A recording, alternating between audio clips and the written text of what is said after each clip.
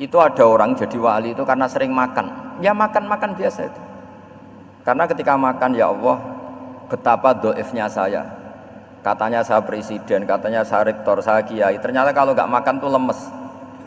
Apa hebatnya makhluk yang bergantung makhluk yang lain, yaitu makanan. Nah karena seperti itu terus dia al-laja ilallah, terus dia sungkeman ning Allah. Betapa lemahnya saya.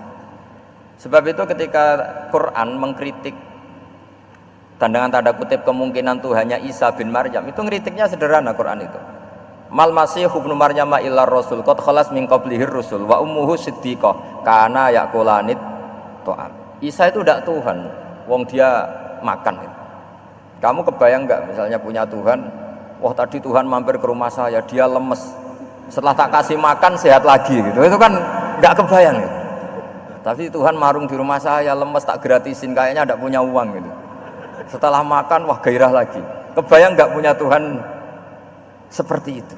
Sehingga Quran kalau gojlok sederhana, karena yakulanit to'am. Sehingga wali-wali itu kalau makan itu sadar lemahnya dirinya, betapa dirinya tergantung makanan. Sesuatu yang tergantung itu artinya tidak hebat, tidak Tuhan. Jadi untuk menjadi wali, untuk menjadi dapat ridhonya Allah itu sebenarnya sederhana. Termasuk ada cara jadi wali yang agak kacau, tapi ini ya benar, asal niatnya benar. Misalnya Unisula besar, ya kurang besar lagi. Kita sudah punya uang, kurang banyak uang lagi. Itu Nabi Ayub, itu kan seorang nabi. Pernah diuji Allah, ini ada di Sahih Bukhari. Nanti kamu tanya, hadisnya Sahih enggak? Ini ada di Sahih Bukhari.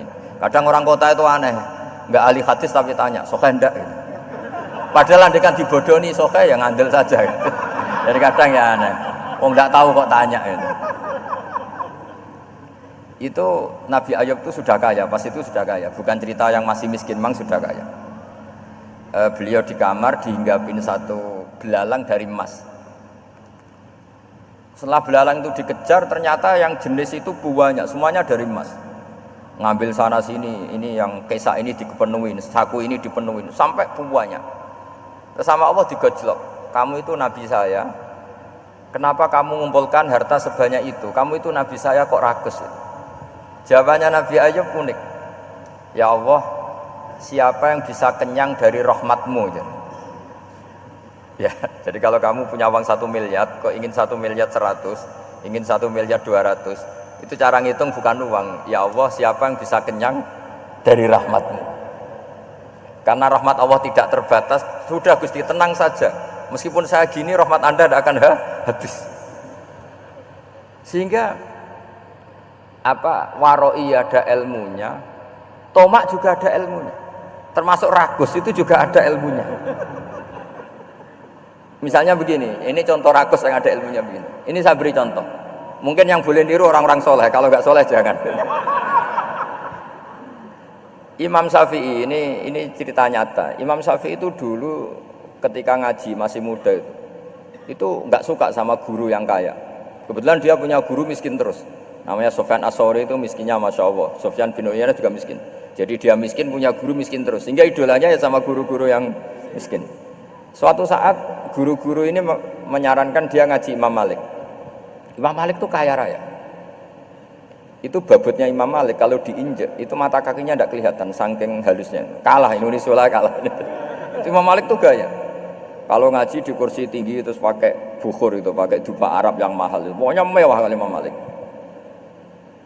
Terus dia mulai ini kiai kok kaya. Kemudian setelah beliau alim tanya, saya harus ngaji siapa setelah ilmu jenengan habis kira-kira gitu. Kata Imam Malik, sudah kamu tidak usah perlu ngaji saya, kamu sudah alim alama. Terus Imam Malik datang ke Baki. Zaman itu Baki itu semacam kayak rentalan ya, semacam Grab lah kalau dulu itu. Mana kafilah yang mau ke Irak? Ya sudah terus, oh kita mau ke Irak. Ini antar ke Muhammad bin Hasan As-Syaibani. Itu dibiayai sama Imam Malik. Grabnya ya dibayarin, itu kafilahnya itu ya dibayarin. Imam Syafi'i disangoni surrotan min dhahabin. Jadi satu kepes uang dikasihkan. Itu pernah tak hitung semurah-murahnya itu sekitar 60 juta. Imam Syafi'i mulai mikir, kiai yang saya kritik lomo, sing kiai miskin tak puji, gak pernah ngamal kan, tentu orang miskin kan. Setelah datang ke Muhammad bin Hasan Asy-Syaibani, beliau itu pakar usul fikih, muridnya Abu Hanifah. Beliau al-usuli, pakar usul fikih. Itu Muhammad bin Hasan Asy-Syaibani itu kalau ngitung emas, itu di ruang tamu. Uangnya miliaran, emasnya banyak. Dari kota ini dipindah ke kota ini, emas kalau ngitung di ruang tamu. Bukan di kamar, di ruang tamu. Imam Syafi'i tambah kaget. Imam Malik kayak gitu sudah saya soal, malah ini kaya raya. Setelah Imam Syafi'i kelihatan kaget, digojlek sama Muhammad bin Hasan Asy-Syaibani karena beliau senior. Atajabu min hadza, kamu aneh melihat ini? Iya. Kenapa? Ulama kok kaya raya. Terus kata Muhammad bin Hasan, ya sudah, uang ini tak kasihkan orang-orang fasik, binti gue demenan, gue nyabu, gue macam-macam. Oh jangan, nanti dipakai maksiat. Oh jenengan mawon sing suka. Semenjak itu Imam Syafi'i rubah mindset.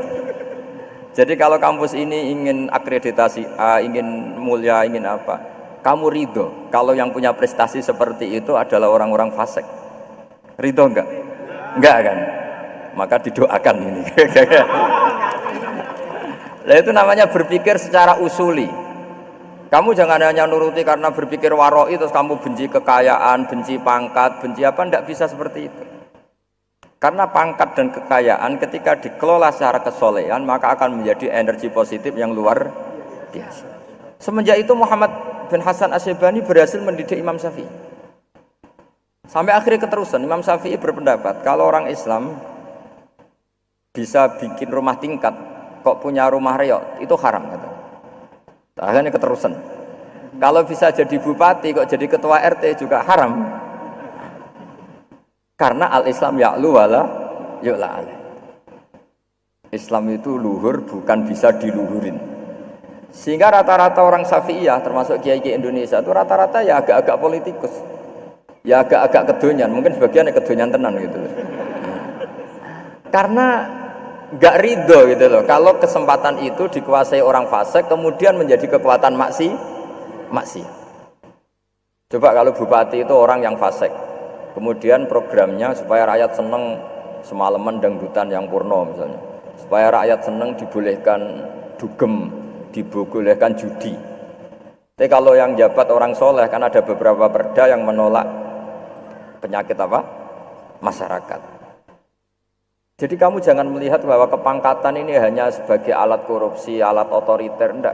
Asal kena orang soleh, maka ini menjadi energi kesolehan atau energi positif. Sebab itu ketika Allah muji para nabi yang soleh, diantaranya disifati apa?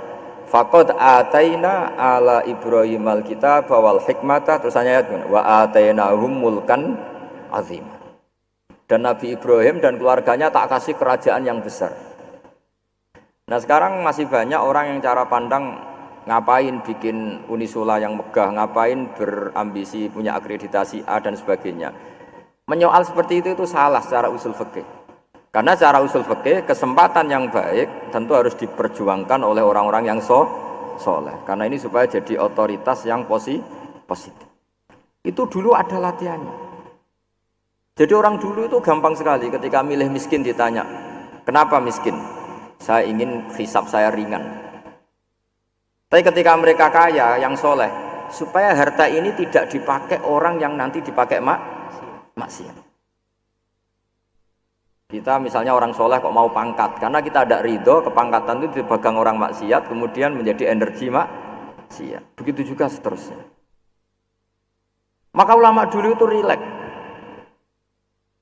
Sampai Syekh Nawawi Al-Bantani itu nanti bisa dicek di tafsir Qul hal yastawil ladzina ya'lamuna wal ladzina la ya'lamun. Beliau muji-muji ulama. Kemudian ada seorang yang agak hasud mungkin. Tanya begini.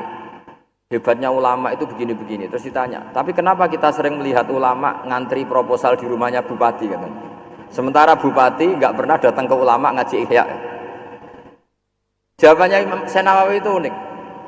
Ya karena ulama itu tahu gunanya uang sehingga nyari uang untuk pondok, untuk masjid. Sementara bupatinya tidak tahu gunanya ilmu maka tidak pernah ngaji. Jadi ya ringan saja. Jadi ya sudah seperti itu. Jadi kalau ada ulama kedonyan, anggap saja karena tahu gunanya uang. Jadi kenapa ulama ngantri di kabupaten, bukan bupati ngantri di ulama? Jawabannya karena ulama tahu gunanya uang, sementara bupatinya nggak tahu gunanya ilmu. Ya kira-kira gitulah. Ada ustadz tidak ganteng, kesensem rondo cantik, karena tahu gunanya ustadz itu. Artinya tahu gunanya kalau saya nikah nanti punya anak jadi gus, karena kan dia kiai gitu. Tapi rondone raro gunanya dia karena miskin gitu. Jadi ulama dulu itu rileks, menafsirkan apa saja itu rileks, termasuk saat terpojok itu rileks. Karena semuanya dianalisis pakai ilmu.